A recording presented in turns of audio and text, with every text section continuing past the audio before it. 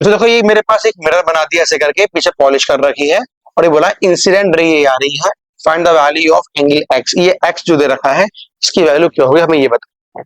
ठीक है, बड़ा ही अजीबोगरीब सा क्वेश्चन है कि ये समझ में नहीं आ रहा कि 10 डिग्री क्या दे रहा है।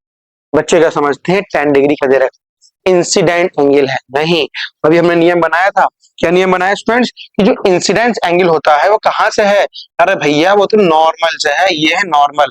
अब सुनो मेरी बात को, तो ये पूरा एंगल जो बनेगा this is your incidence angle. लेकिन एक बात मुझे ये मालूम कि सरफेस से आने वाली का एंगल क्या होता है बच्चों, अल्फा, और जाने वाली का क्या होता है बीटा, और अल्फा बीटा की वैल्यू बराबर होती है। पहली बात ये समझी।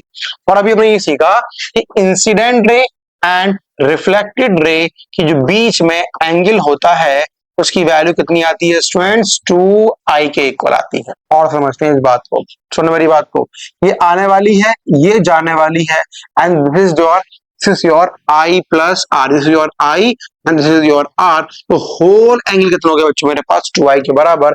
अरे ये पुट्टी किसी काम की नहीं है, बस ये दर्शा रही है कि बनने वाला एंगल 10 डिग्री का है, और ये ऐसे आके ऐसे जा रही है, और इन दोनों के बीच में ये बना प्लेन कितना, 90 डिग्री का। आने वाली जाने वाली के बीच का होल एंगल कितना हो गया बच्चों, 100 डिग्री का। अरे incident ray reflected ray 2i के बराबर है, और वो कितना दे रखा है 100 degree, can we say that i की वैल्यू कितनी मिल गई, 50 डिग्री। हमें i नहीं निकालना, हमें क्या निकालना बच्चों, हमें निकालना है क्या, यहाँ पे तुम्हारे पास एंगल ऑफ x की वैल्यू कितनी हो जाएगी। यहाँ पर आ जाओ, तो ये देखो ये क्या दे रखा है बीटा।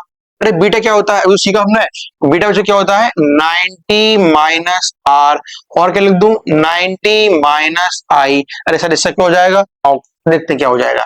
तुम ये देखो, ये अरे ये कितना बना यहाँ पे 90 डिग्री। तो किसी भी ट्राइंगल का अगर हम सम कर दें तो beta plus X plus 90 which is equal to 180। तो मेरे बच्चों क्या बोलोगे, beta plus X is equal to 90। अगर मैं यहां से बोलूं आपसे बीटा की वैल्यू निकाल लो तो क्या बोलोगे 90 माइनस एक्स, इसको मैंने बोल दिया अपनी दूसरी इक्वेशन, इसको मैंने क्या बोल दिया बच्चों अपनी, अच्छा ये मत रखो 90 माइनस आई को मैंने बोल दिया पहली इक्वेशन। मैंने आपसे कहा फ्रॉम 1 एंड 2 दोनों तो हम लोग क्या बोल सकते हैं, अरे भाई यहाँ पे भी बीटा है, यहाँ पर भी बीटा है, लेफ्ट हैंड साइड बराबर हो गई, तो हम लोग क्या बोल सकते हैं कि भाई राइट हैंड साइड भी बराबर हो गई।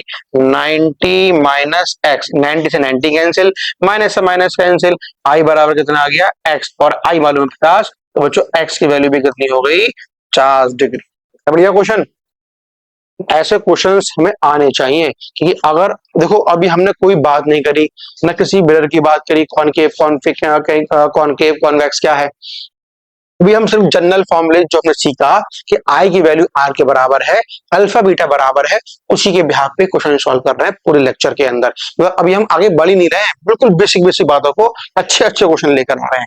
तो जब समझ में अच्छा क्वेश्चन आ गया, चलो अब आगे बढ़ते हैं। Two plane mirror M1 M2 are inclined at angle theta as shown in figure। Figure मैं बनाना भूल गया, ये लो फिगर, जो टाइपर है ना गांजा फूक के टाइपिंग करते हैं वो, तो फिगर कहाँ फेंक दी कहाँ कर दी ऐसा, चलो कोई बात नहीं हम बना लेंगे फिर।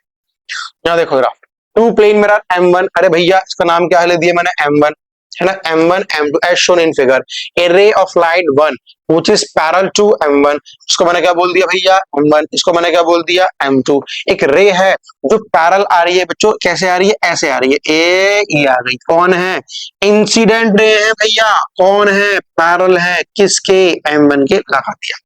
आगे बढ़ते हैं, strike M1 strike M2 after two reflection, यहाँ पे टक्कर मारा भैया M2 पे, और फिर यहाँ पे टक्कर मारा इसमें M1 पे, आफ्टर टू रिफ्लेक्शन द रे सेकंड, तो जो सेकंड रे यहाँ से निकल कर आएगी, ये निकल के जो रे जा रही है ऐसे करके become parallel to M2, M2 के भैया जी ये क्या हो गई है, रिफ्लेक्शन रे जो है सेकंड रिफ्लेक्शन के बाद M2 के पैरल हो गई है। बता दो इस थीटा की वैल्यू कितनी होगी, हमसे पूछ रहा है, कहानी समझ में आई।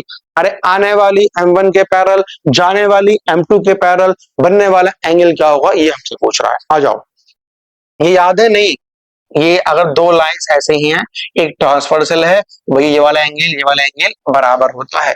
सुनना मेरी बात को ध्यान समझना, कॉपी पेंसिल लेके अभी एक तरफ रख दो, सिर्फ दिमाग यहाँ पे लगाओ, जरा देखो बच्चों मैंने कहा सुनो, ये वाली रे जा रही है, ये भी जा रही है, इसको मैंने क्या बोल दिया, रिफ्लेक्टेड रे है, ठीक है।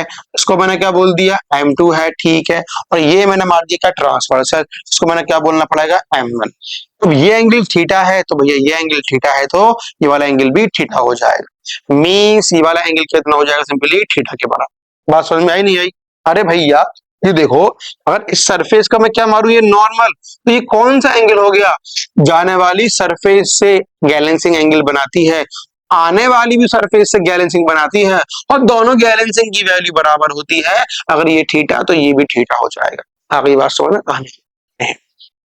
अच्छा बताओ, ये थी कौन, M1, ठीक है। ये कौन थी, इंसिडेंट रे, ठीक है। लेकिन ये कौन था, M2। अरे हाँ है ना, देखो ना, ये कौन सी है, इंसिडेंट रे, M1। तो ये इसका ट्रांसवर्सल है, ये एंगल थीटा है तो ये एंगल भी थीटा हो जाएगा। मतलब क्या होगा बच्चों, ये वाला एंगल भी कितना हो गया, थीटा के बराबर। और ये क्या दे रखा है बताओ मेरे पास, इसका इंसिडेंट। अरे ये एंगल थीटा है तो ये भी क्या मिलने वाला है, थीटा ही मिले, क्यों, गैलेंसिंग एंगल। एक बात क्या समझ में आ गई, थीटा थीटा थीटा, और तीनों को अगर मैं सम कर दूं तो क्या बोलोगे बच्चों, 3 थीटा। अरे किसके बराबर, 180 के बराबर। तो और क्या पूछ रहा था, थीटा कितना आ गया, 60 डिग्री के बराबर। ऑप्शन नंबर डी मैच कर गया। बच्चों बात समझ में आई नहीं आई पूरी कहानी? Two plane mirror A and B are aligned parallel to each other, ठीक है भाई साहब, एज शोन इन फिगर।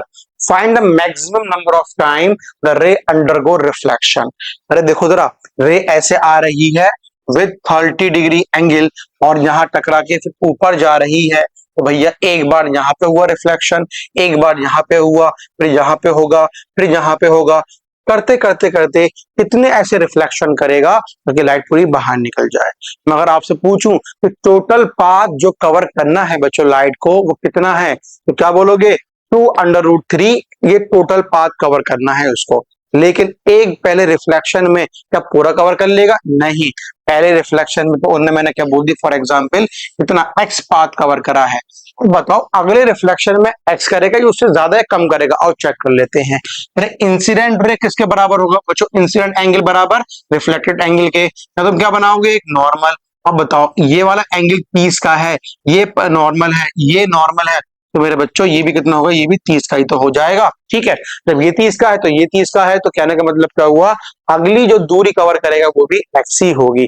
पहले x करी, फिर x करी, फिर x करी, x करी, तो कितनी बार कर लिया x, मैंने बोल दिया tan x कर लिया, जो किसके बराबर है, 2√3 के बराबर हो गया। अरे ये क्या कर दिया, सुनो, x plus X plus X plus x पूरा कर दिया, nx किसके बराबर है, पूरी ही दूरी के बराबर है।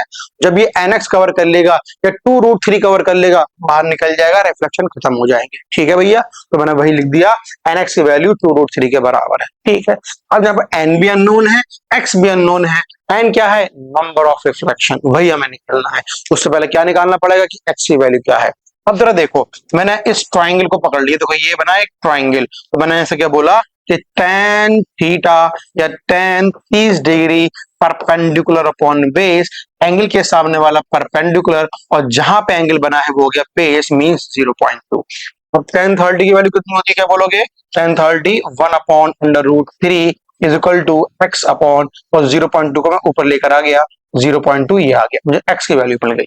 पुट करो यहाँ पे, n मल्टीप्लाई 0.2 अपॉन √3 मल्टीप्लाई 2√3 के बराबर, इसको ऊपर मल्टीप्लाई कर दो, n इज इक्वल टू क्या मिलने वाला है, 2 मल्टीप्लाई 3 अपॉन 0.2, क्योंकि √3 3 बन जाएगा।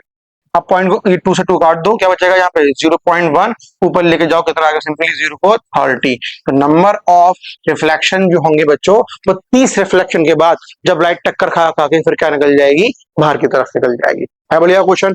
ऐसे ही हमें क्वेश्चन सॉल्व करने हैं जिसके बिहाफ पे रिफ्लेक्शन के बिहाफ पे एंगल आई और एंगल आर के बराबर, कोई लॉ ही नहीं है कि लॉ के बिहाफ पे भी क्वेश्चन भी सॉल्व करने आने चाहिए हमें।